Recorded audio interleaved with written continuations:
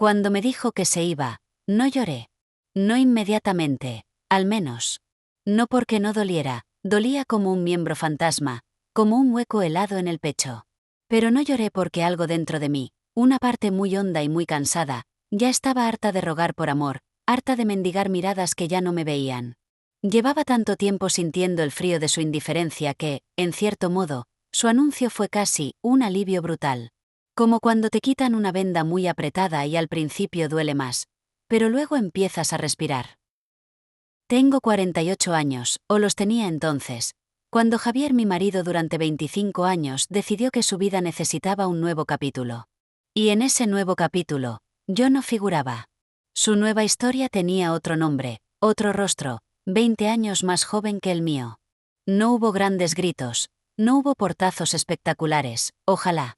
Lo que hubo fue peor, esa calma tensa, esa conversación en la cocina un martes por la noche, con los platos del día anterior aún en el fregadero, y él, de pie junto a la ventana, sin mirarme, soltando frases que sonaban ensayadas, como sacadas de un manual de autoayuda para cobardes.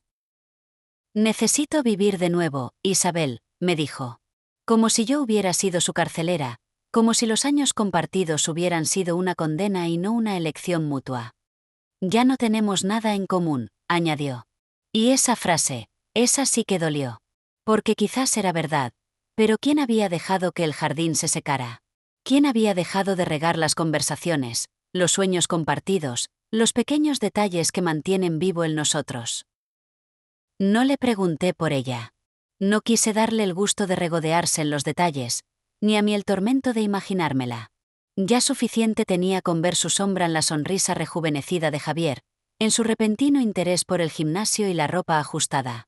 Lo más cruel, a veces, no son los gritos ni los insultos, sino lo que no se dice, la indiferencia con la que te arrancan el corazón y te lo devuelven en una bolsa de cortesía. Esa noche, la casa, nuestra casa, se sintió como un mausoleo. Y yo, una guardiana de recuerdos que ya no le importaban a nadie más que a mí. Los días que siguieron a su partida fueron un borrón. Un borrón gris, con sabor a café rancio y a lágrimas furtivas que se me escapaban al ver su lado de la cama vacío, o al encontrar un calcetín suyo olvidado en el fondo de un cajón. La casa, de repente, era enorme. Los silencios gritaban. Cada rincón me recordaba una promesa rota, un futuro que ya no sería. Me miraba al espejo y veía a una mujer que no reconocía del todo. Una Isabel de 48 años, con las marcas de la vida en el rostro, con la mirada cansada de quien ha amado demasiado y, quizás, no lo suficientemente bien a sí misma. Y la sociedad, esa voz implacable que te susurra al oído, me decía, ya es tarde para ti. ¿Quién va a quererte ahora? Empezar de cero a esta edad es una quimera. Me sentía invisible. Invisible para Javier, que ya volaba en otros brazos. Invisible para un mundo que parece valorar solo la juventud y la novedad. Y lo peor, casi invisible para mí misma. Había pasado tantos años siendo la esposa de, la pareja de, que había olvidado quién era Isabel a secas. Fue en una de esas tardes de domingo, de esas que pesan como una losa, mientras ordenaba cajas viejas en el trastero, un intento desesperado por llenar el vacío con actividad, que lo encontré. Un cuaderno viejo, con la tapa descolorida, lleno de recetas escritas con la caligrafía temblorosa de mi abuela Carmen. Y entre las páginas, un dibujo infantil, hecho por mí a los 10 años. La fachada de una pequeña pastelería, con un letrero que decía, Los dulces de Isa. Y recordé. Recordé el olor a canela y a vainilla de la cocina de mi abuela en el pueblo, allá en La Mancha. Recordé la alegría de hundir las manos en la masa, la magia de ver cómo unos ingredientes simples se transformaban en bizcochos, en rosquillas, en flores de sartén que eran la delicia de toda la familia. Siempre quise tener un pequeño rincón así, un lugar donde la gente pudiera entrar a endulzarse la vida, un pequeño taller donde crear con las manos y con el corazón. Quizás una pequeña cafetería con encanto, donde el aroma a café recién hecho se mezclara con el de los pasteles caseros. Pero la vida te va llevando por otros derroteros. Conocí a Javier, nos casamos, vinieron las responsabilidades, la hipoteca, tenemos que ser prácticos. Cada vez que tímidamente mencionaba mi sueño, él sonreía con condescendencia. Isa, cariño, eso es muy bonito, pero no es realista. ¿Una pastelería? Con la competencia que hay, No vale la pena arriesgar lo que tenemos por un capricho. Y yo, poco a poco, fui guardando mi cuaderno de recetas, mi dibujo infantil, en el cajón más hondo del alma. Lo enterré bajo capas de «no es el momento», «no soy lo suficientemente buena», «él tiene razón», punto.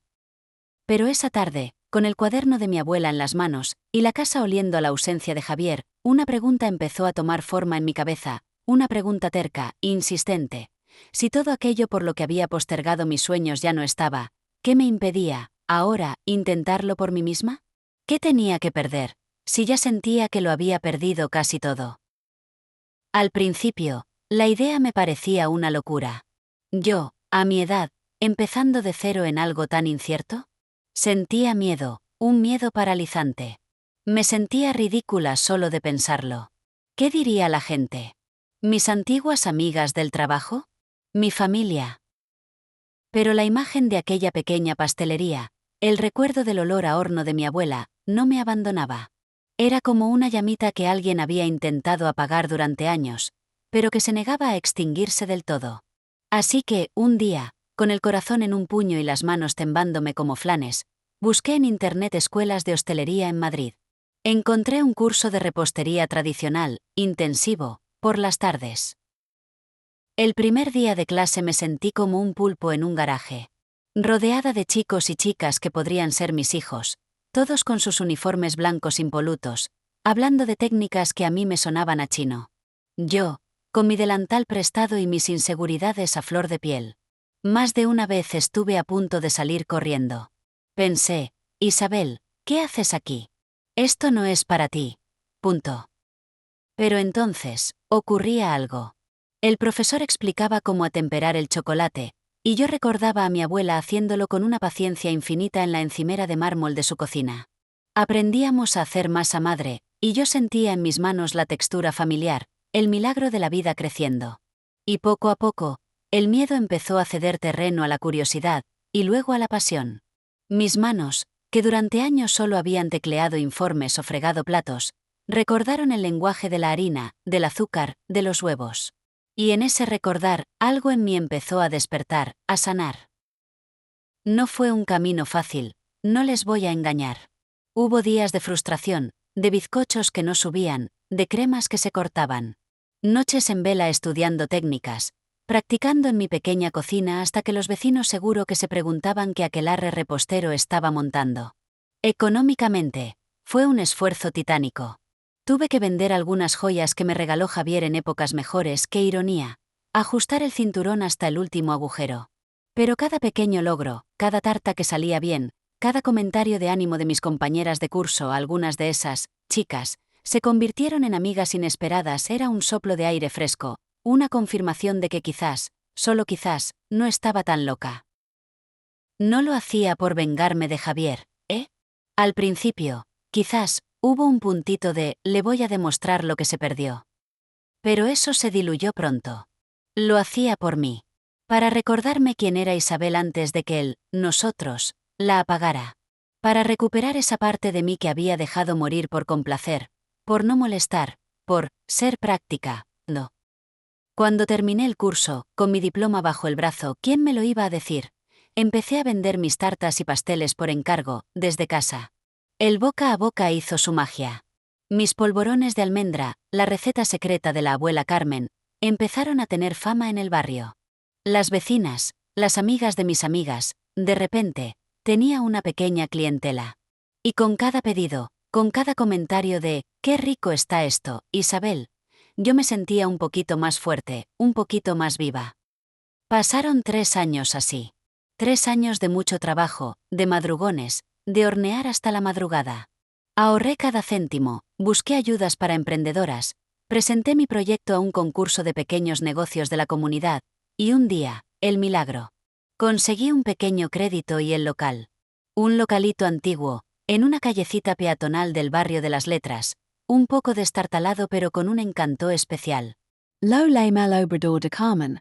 Ian honor a mi abuela. La reforma fue otra odisea.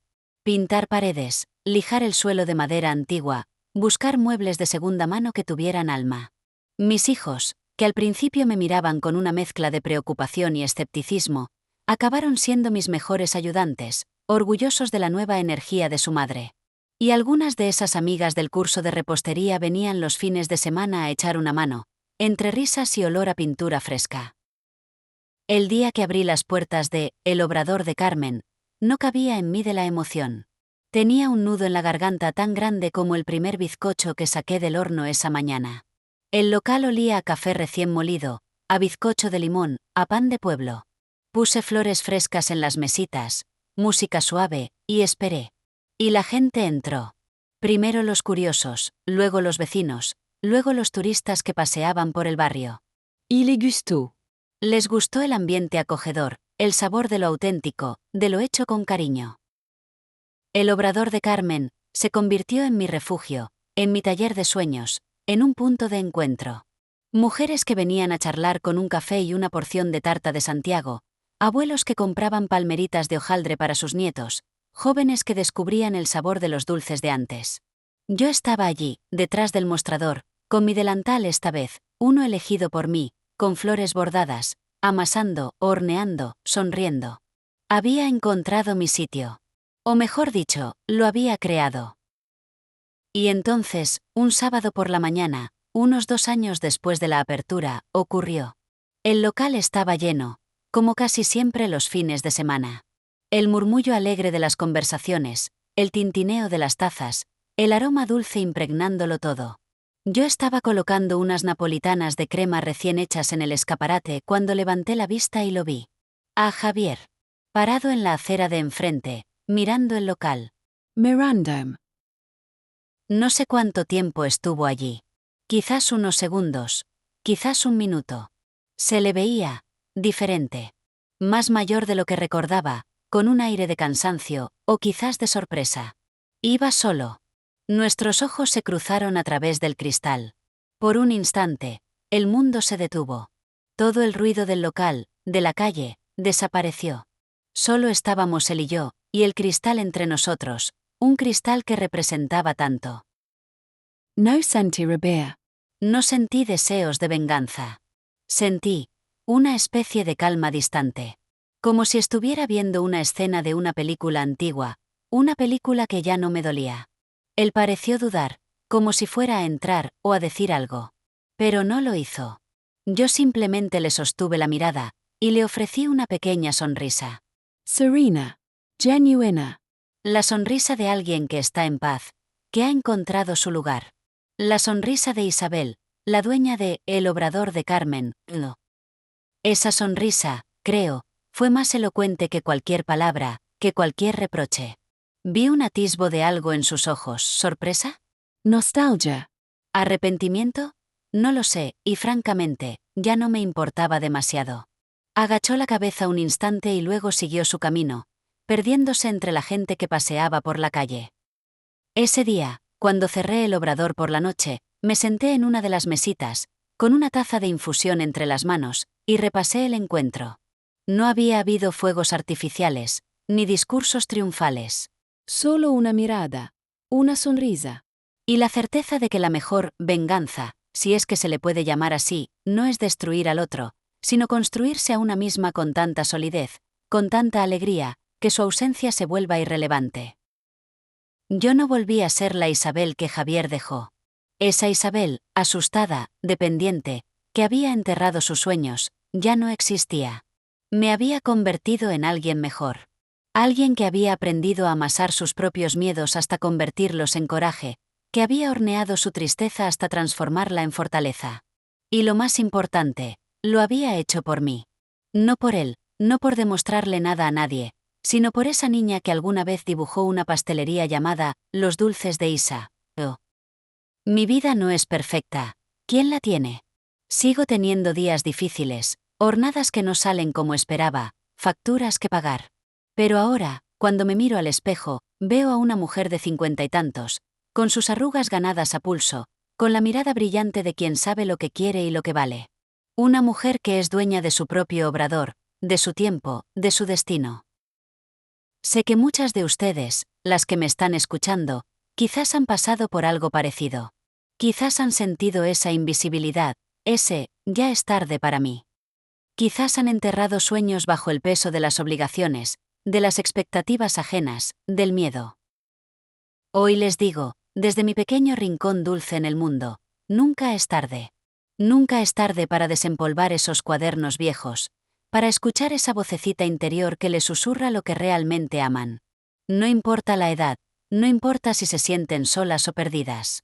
Dentro de cada una de nosotras hay una fuerza increíble, una capacidad de reinventarnos que a menudo subestimamos. No se trata de buscar venganzas, ni de demostrarle nada a quien no supo valorarlas. Se trata de reencontrarse con una misma, de darse permiso para brillar, de construir esa vida que, quizás, dejaron en pausa. El camino no siempre será fácil, pero les aseguro que cada paso, por pequeño que sea, hacia ese sueño propio, hacia esa versión más auténtica de ustedes mismas, vale oro. Si mi historia les ha tocado un poquito, si les ha encendido una pequeña llama de esperanza, me doy por satisfecha. Atrévanse a hornear sus propios sueños. Quizás se sorprendan del delicioso sabor que tiene la vida cuando una misma elige los ingredientes. Gracias por acompañarme en este trocito de mi viaje. Y recuerden, la puerta de su propio obrador de sueños siempre está esperando a que decidan abrirla.